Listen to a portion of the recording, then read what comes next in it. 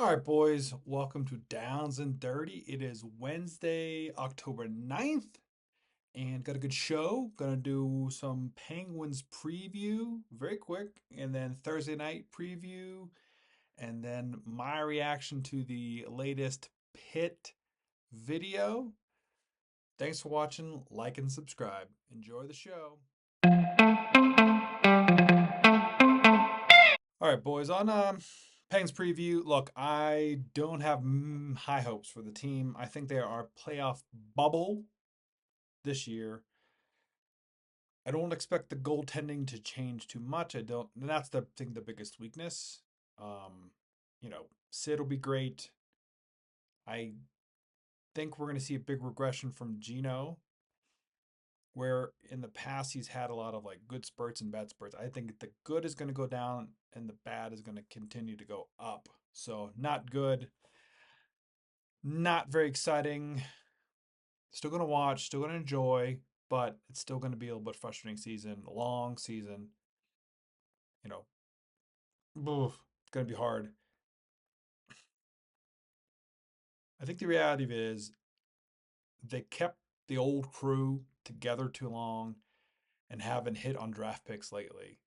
They reloading now is hard because you don't want to waste Sid's time, but they're wasting Sid's time, right? They don't want to admit that they need to fix everything because Sid's not going to like that. But you, if you want to win another cup or be really competitive at the end of Sid's career, you need to kind of shut down any hopes and rebuild, sell pieces off, keep Sid, and build everything around it. Like that's a hard pill to swallow, getting rid of Gino and Chris Letang, but that might be the truth of it, right?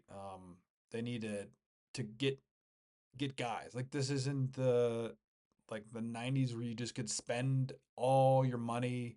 There's an actual cap. You just can't go get free agents and build guys. You gotta develop, right?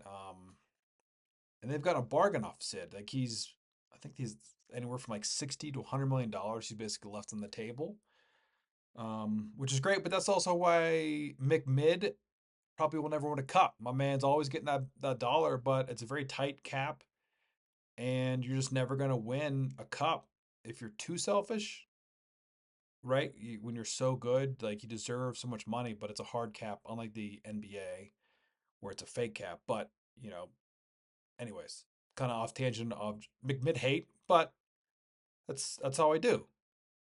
You know, congrats, you skate fast. You know it's 200 feet ice, right, bro? But anyways, yeah, I don't think the Pens are gonna. I think they'll make the playoffs. They might win one series and push a team if they get hot at the end. Um, that's just unfortunate. I don't know. I hate predicting who's gonna win the cup so early on because things shift so year to year, right? And it's also like who you get stuck playing the playoffs, right? Like you just have the bad matchup in the playoffs, and then the best team loses because they have the worst matchup, right? If you're mis- misfortunate, right? Or you're like a fourth seed who end up just getting the right series. You're playing the right teams, and you kind of win. But yeah, I'm gonna watch bubble team. Still greatness from Sid. However, I am looking forward to seeing Flower get some more wins. He is pretty close to. He's like 2 or 3 seasons more away from potentially taking over the lead. And people will be like, "Oh, save percentage." They've got the save percentage. Marty and him have the same save percentage. Flurry has a better win percentage. I think they have the same cups. So, but side tangent. I do that tangents. But anyways, yeah, I'm gonna watch, but it's gonna be a long, frustrating season of goalies not stealing wins, right? It's important to steal wins. They're not going to steal any wins. They're not gonna probably gonna lose. The goalies will lose more games than they win, but they will. That'll be very few. If I'm saying like they're gonna be solid, with a few bad games, they're not going to have enough games where they're just going to take over, right? They may need to restructure their team to be more defensive, like the Devils back in the day where they won, or they're just like super defensive and just kind of allow the offensive guys to get a few free moments to score points. But I don't know if that'll jive. So I don't know. Hopefully they figure something out. All right. That's the preview for the Pens. All right, boys. Thursday night football. Your 49ers at the Seahawks. I don't know how to what I'm thinking about this game. And here's why. I don't know what to expect from the 49ers. On paper, I think like everyone still pictures them as a good team. Still as a team they probably should have been back-to-back Super Bowls. Probably should have won the Super Bowl, but they're just not they're just not playing to what the potential is. I don't know what that is. I don't know if that is a they have a mindset of like we're better than like they deserve more, so they're kind of like lackluster. They're taking the gas off the pedal. And also like Cal Shanahan, I've said this dozens of times. He is probably one of the best head coaches in the first half, but maybe the worst NFL head coach in the second half. Like it is crazy. Like a lot of those scores, they're like putting up 30, 40 points and a half, and then they just like trash and they'll score again. I think it happened again 2 weeks in a row where they're up and they just kind of like didn't score again. Um, so I don't know if that's why they're not performing well. It could be their money issues, right? Or the fact that like the guys sat out and they held out, and Shanahan's offense is like so like a well-oiled machine. You get any kind of like dirt or rust in there, and it just crumbles. Like the whole thing is like in symphony, but one off piece can crumble the whole thing down. Like Ayuk being out for camp and just like, is he, won't he? Is he going to Pittsburgh? Is he not going to Pittsburgh? Right. And then he kind of stays last minute. So he's off beat. The fact that they don't have CMC, who's like comparing him to, was it Mason? Yeah. It's just like, it's totally different type of quality guy, right? You just touch such a downgrade, and no offense to Mason. Shout out to Mason, but it's just such a drop off. Like it's just hard. And I also don't think it I don't know if Cal Shanahan like I think I said it before where I think some guys are so smart and know so much they like outthink themselves.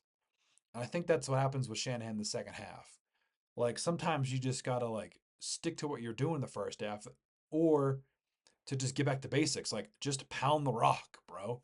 Just you're up 2 touchdowns. Just run the ball. Or you gotta this is when you hit up George Kittle and you're just hitting him left and right. They just got like too fancy. And it feels like there is more of a transition from let's have Brock Purdy do a good job and not cost us a game to Brock Purdy's the offense, which is I don't think he's not the Mahomes level to do that, but he's like close to there, probably like 1 or 2 tiers below him. So he can do that against some teams. I don't think he can do it against every team. But that's all kind of a bad move long term, because if he becomes, let's say he does become the star. I don't think he could become that like Mahomes, Allen, Jackson type guy. But if he becomes the key piece to the offense, you have to pay him $30 million, $40 million. Now you can't keep anybody, right? Like you can't keep anyone in your offense. So you just lose guys because money, there's only so much money, you know, and he's going to go away. So I just don't think that San Francisco's handling this well. Like they feel like they realize their window's closing, they're going all in, but they're just doing stupid stuff and it's hurting them. And they think that they're gonna just turn up the notch at the end of the season. Maybe they will, because I did read that Cal Shanahan record improves throughout the year. Maybe that's based on his offense just being so niche and have to know so much that it takes time for the offense to really like click. Like it's not like it was back in the day where they could just run two a days and 3 days and the offense was ready to go.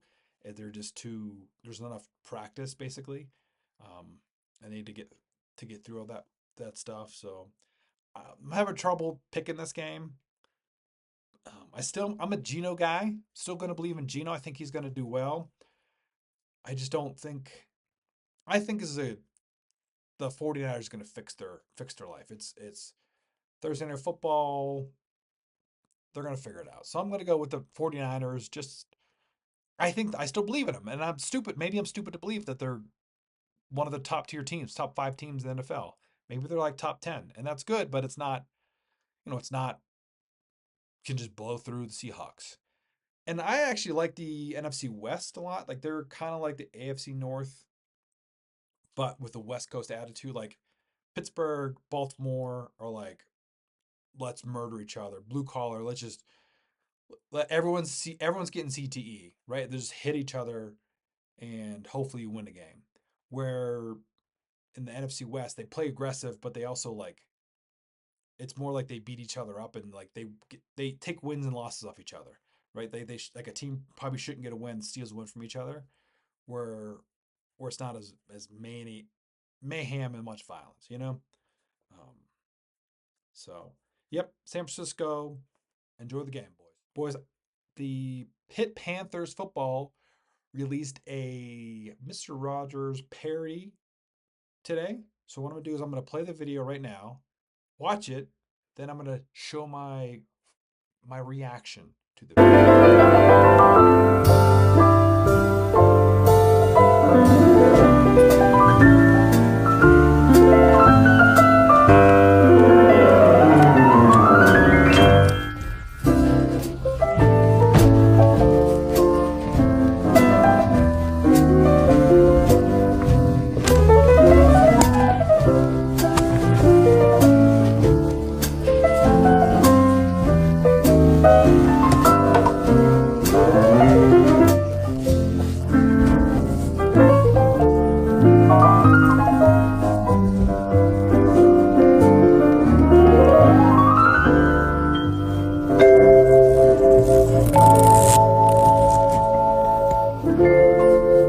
See you Saturday, neighbor.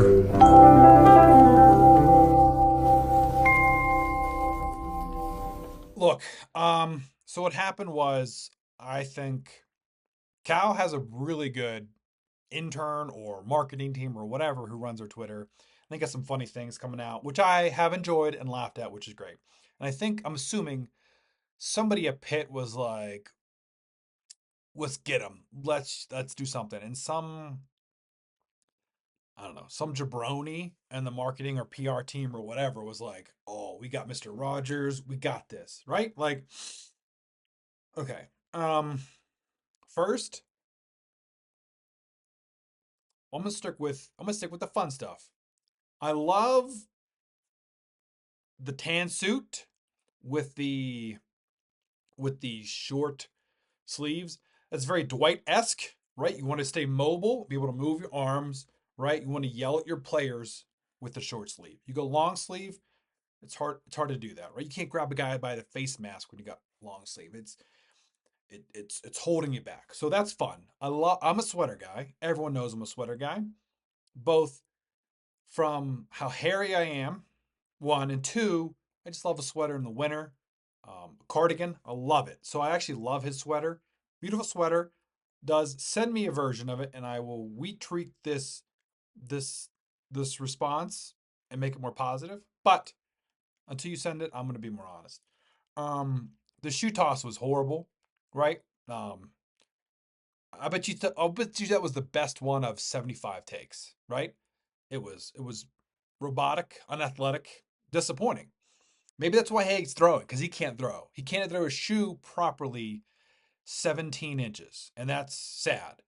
Um, so those are the yeah, so that's annoying. I mean, okay, you tried, you failed, and it's also off brand, bro.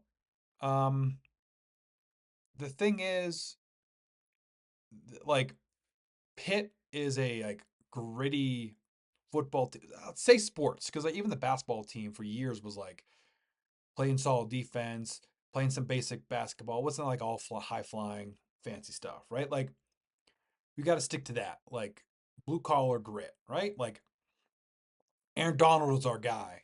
Aaron Donald was like a short dude who had 2 stars who grinded into arguably the best defender of all time, right? He just like that's what Pitt is.